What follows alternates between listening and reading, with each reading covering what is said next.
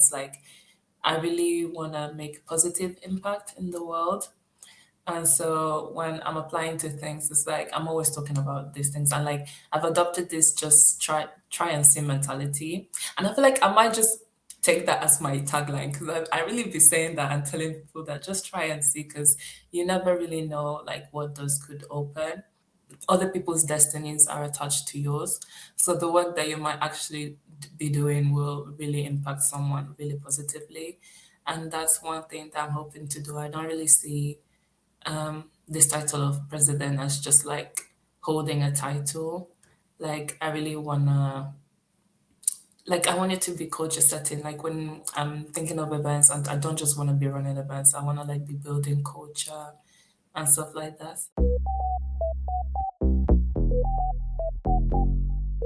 Welcome back to the BPSA Beyond the Dispensary Podcast.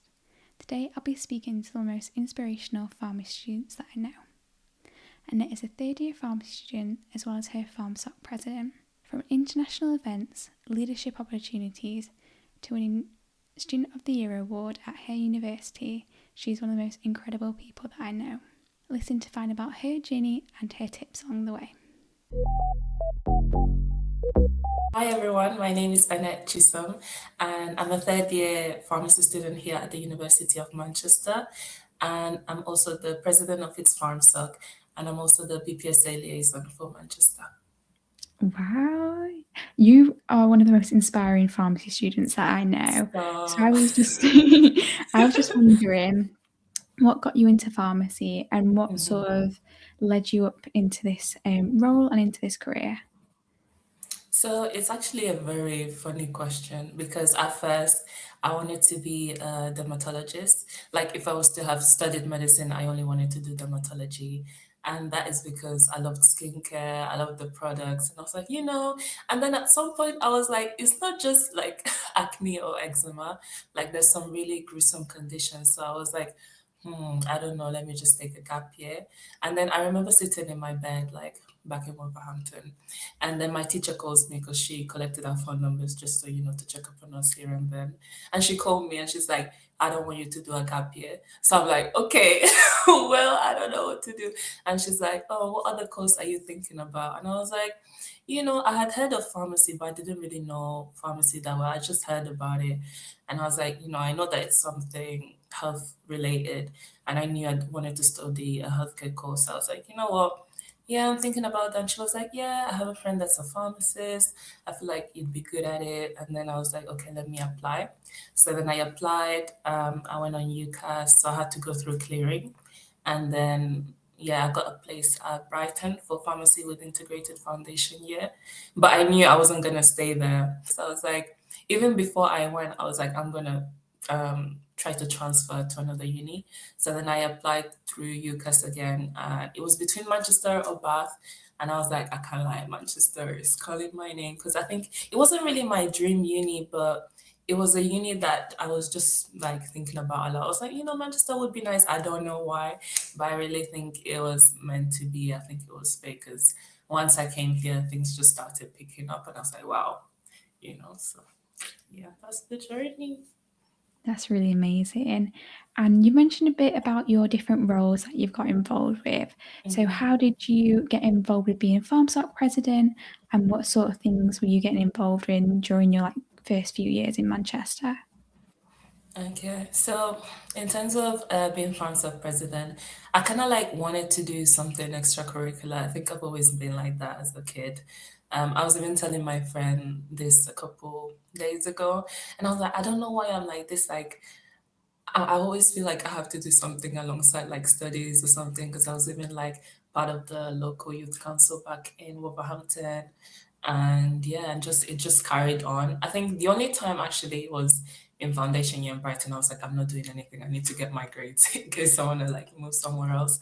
But yeah, and she was like, yeah, but like it's true. But people like that, I needed to like make the world go around. And I was like, you know what? It's true. So it's like when I came here, it's just same story. I was like, oh, what can I do? And then I had heard about societies when applying to uni. So I was like, pharmacy society, easiest thing, close to the course, might help me. So then I applied for first year rep during first year. and then second year rep during second year. And then I was like, I could go third year rep, but like, let me just try and step into a more, important role. So I applied for president, and eventually it got to me. So yeah. That's incredible. I know you've done several, like got involved with several different opportunities and events during your studies as well. So what sort of things have you been involved in and how did you get into them? So I would say in terms of the farm stock, like, event planning and also like the annual balls. So I've been to both annual balls in first year and second year. And we're currently planning our third annual ball at this time and present. So I'm very excited. And then what would I say? Yeah, just being part of the society, being BPSA liaison this year has been really good because it's like the bridge, like the between the local students and like the national body of pharmacy students. So that's been really interesting. And then just opportunities within the course. During second year, I got accepted into the Black Leadership Program, which is a prestigious program for Black undergraduates here at the University of Manchester. And it just helps with in terms of building confidence and like building systems to just improve as a person and as a student. So yeah, and then that was an amazing thing. And through that, I did a TED talk, which was titled "The Art of Being a Black Student," and then I was able to change that a little bit during International Women's Day at my part-time job that I started summer of first year, and I did it that of being a Black female student just to tie it into International Women's Day. So I was speaking to two year 11 students, and that was like really amazing. So I think it's just been that thing of taking something that I've done at uni and I was actually able to implement it at my workplace. So that was amazing. And then that same year, that same summer, I applied for global graduates earlier in the year, which I actually applied in first year and I didn't get accepted. But I was like, if I'm paying 9K, which actually it's now 9.5K if you round it up. And actually, when people say 9K, I'm like, it's actually 9,250, or it was that. Like, I don't know why we're rounding it down because that 250 actually makes a difference. So yeah, I was like, I'm gonna apply again. And if I don't get it second year, I'm gonna apply again in third year. So I applied in second year and I got it. So how it works is that you choose your first choice city and then you choose your second choice city. And I picked Singapore first choice, and I think it was New York second choice. And then I got accepted to go to Singapore. And when I found that, when I tell you, I looked up at the roof in what's it called, the ceiling in my room, and I was like, ain't no way, like I'm actually going to Singapore. So in terms of that, I've been able to represent the uni in an international level, sorry, speaking to alumni that studied here at the university. So amazing, amazing, You yeah. have absolutely smashed it. Honestly, like Thank some you. incredible, incredible opportunities. And so I was just wondering, because you do so many roles at different times, and it's quite a lot to juggle on your plate, how do you manage as a student and as like a leader in the FarmSoc to manage all these events at the same time? Okay.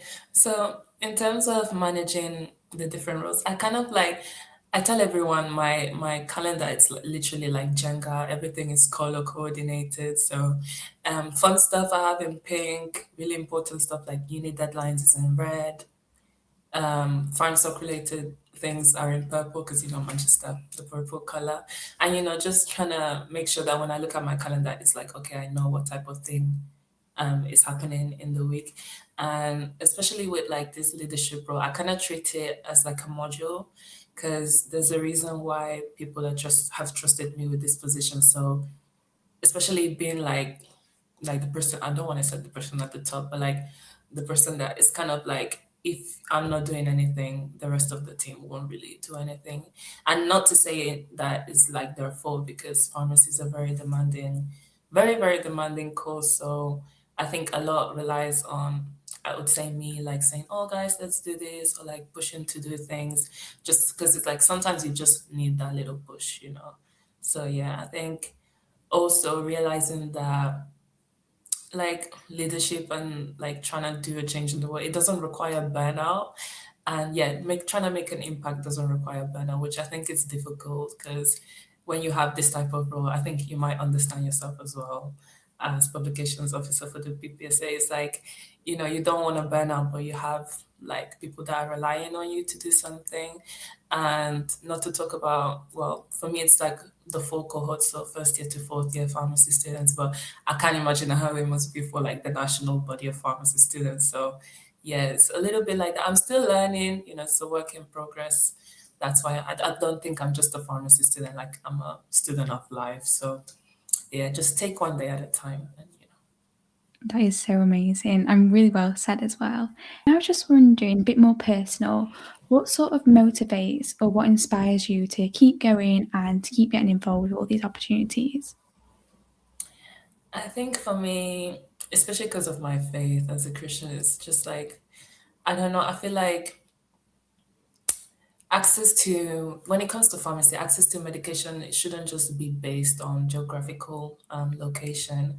And one really big thing, especially as a Nigerian, like through Nollywood films, is like in a lot of movies, there's this theme of, someone's mom, grandma, father, whatever relative dies because of them not having access to medication. So it's like it becomes this sad thing, or like it's just like a lot of times the main narrative or even like a side narrative. And just growing up watching that is like I'm part of the Nigerian diaspora. I have that privilege of getting free education abroad.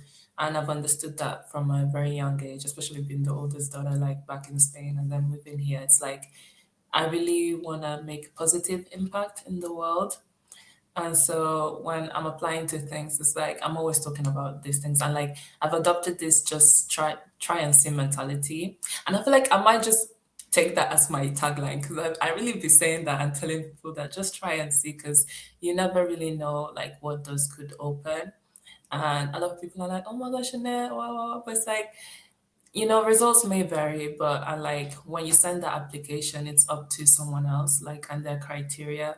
So all you can really do is just put your best foot forward and pray. So my motivation is just trying to make a positive impact in the world. Like, I know I'm just one of how many billion people, but not to toot my own horn. When people come to me and they're like, "Oh, you're really inspiring," it's like, okay, I'm actually doing change. Like, I actually want to make positive impact. I really I don't want to live the world feeling like I didn't do anything. Like, and Christianity is like when you go up to heaven and like you're facing Him, it's like, what did you do? Like. So, yeah, just trying to make positive impact. Really, I'm just doing my best. Yeah, That's that's really it. beautiful. Amazing, thank you.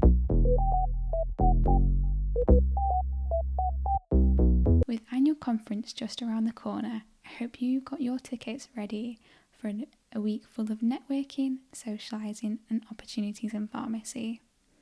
Don't forget to follow our socials as well as the BPSA annual conference page for more. And so far, what would you say has been your biggest achievement or your most proud of moment? Honestly, I think it's just shifting mindsets, because especially in this world that we're in, where there's a lot of noise out in the world, not just like just leaving the house, like also internally. And I think a lot of students don't feel like they can do things, or they're like, oh yeah, but it's just a lot of effort, which it does take a lot of effort, but just like letting students know that there's a lot that they can do. Like, you don't have to wait until you're qualified to actually make change. Like, you can literally make change as a student. And yeah, because then winning Student of the Year in the Division of Pharmacy and Optometry at my uni is like, yes, it's amazing, but it's not just. I don't think it's just me individually. I think it takes a lot of teamwork and community to be able to do things like, even if it's just the person that I've sent an email to and they're like, yeah, that would be a good idea. Like, it's a ripple effect. So yeah, just shifting mindsets and letting students know that, like, them seeing not just actually students, like family and friends, like in my communities at church or in the workplace, like letting them see that there's so much more that they're capable of doing, and they just need to believe in themselves. Yeah.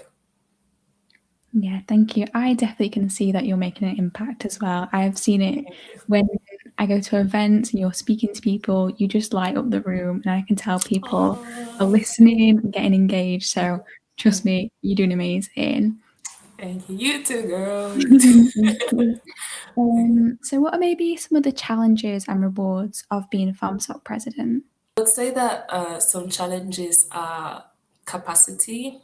Um, like because pharmacy is so demanding, sometimes I'm like, why am I actually doing this? Like, is there a point in this? And also managing the team's expectations as well, because they might not have the same vision or passion as you do. So you kind of have to manage that. And it takes a lot of communication and understanding in terms of working with a team, especially because this year we're all girls. I don't want it to like that's one thing that I was scared about, but it ended up working really nicely, I think. But yeah, I think the main one is capacity, and yeah, a lot of times I'm just speed walking to uni, which thankfully I live walking distance. But yeah, I think it's just capacity. But that's the reason why you need to stay organized, and I think that calendar system that I have works pretty well for that. And then rewarding things. I think it's just seeing students come to events that they might actually have never like attended if you didn't frame them in a certain way. So yeah, I think it's beautiful to see students come and then like at the end of the event, them coming up to you and saying, yeah, that was really nice. Like, I really enjoyed it and stuff like that. It's like, wow, okay, the the work that you've done, like it's for something. So it's really nice. Yeah. Yeah, thank you. And if there's any advice that you could give, maybe future PharmSoc leaders or even just pharmacy students in general, what advice would you give them?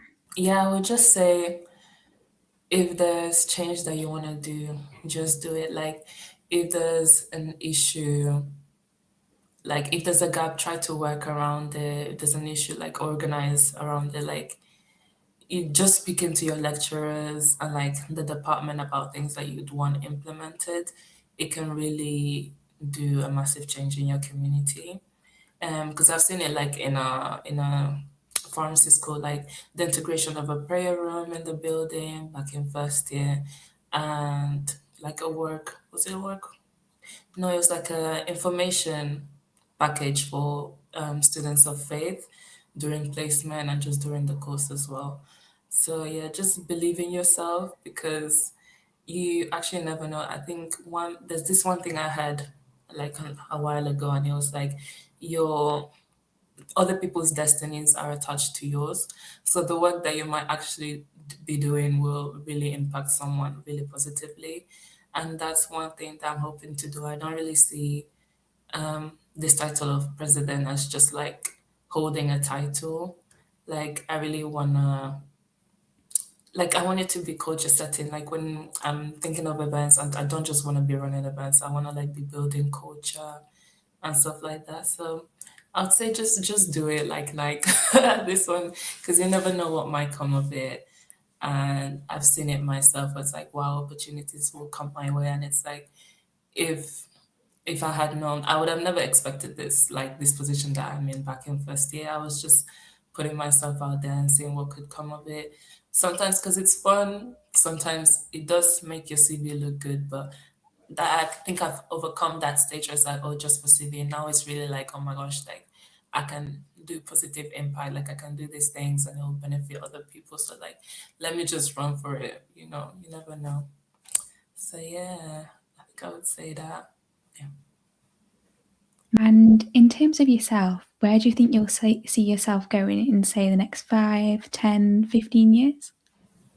Oh, that's the thing. Like I have a lot of ideas. That's the issue. Like there's so many areas that I'm interested in, whether it's like industry or pediatrics or women's health. I think there's like so many opportunities out there. I definitely wanna do some change like back in my community in Nigeria.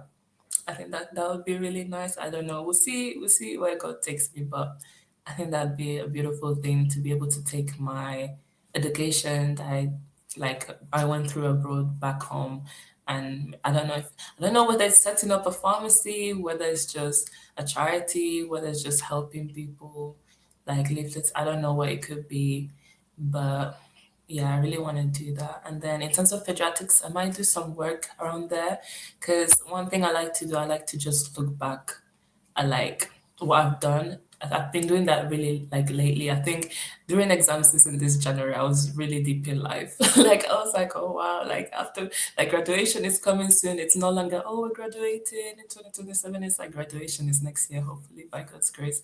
So it's like yeah, I'm like just looking like, okay, I've been working at this place, I've been doing this, like maybe I can use my education, my pharmacy background to try and better this thing. So yeah, I can't really say we never know, but I'm just hoping that I'm still doing positive work in the next 5 to 10 years. Yeah.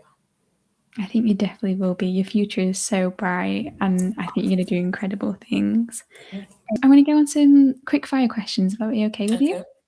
Yeah. So, firstly, what's your favourite study snack?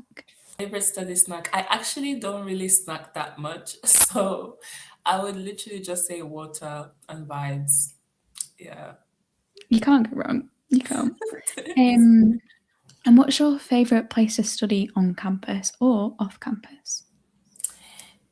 So where I live, it's a private student account, and they have like study rooms. So I would actually say the study rooms are my accommodation because I could go library more often, but they're literally like, like the furthest one is like 3 minutes away tops. So, I'm very comfortable to just go there looking anyhow sometimes, especially during exam season where you just don't want to look, you don't care about looking presentable, and going to uni. So yeah. Amazing. And if you could be any drug, what drug would you be? Mm, a drug. Okay. I would say adrenaline because sometimes you just need that little activation or like that little kick to realize your potential. So, and I like to be doing that. Like I'm always pushing my friends and stuff like that. So, That's great. And finally, what's your favourite module? my favorite module, very interesting. I would actually say formulation, like especially during practicals as well when it comes to making the creams and stuff like that. Like it's just fun. It's a bit like cooking, I don't know, in a way, but I like formulation, excipients, that kind of things. Yeah. That's really cool. Thank you very much. Thank you for being on the podcast, Annette. Of course, thank you for having me. It's been amazing. Every time I speak to Annette, she inspires me to get involved and do more. Hopefully, you feel the same way too. Thank you for listening to this episode of the podcast. See you next time as we go further beyond the dispensary.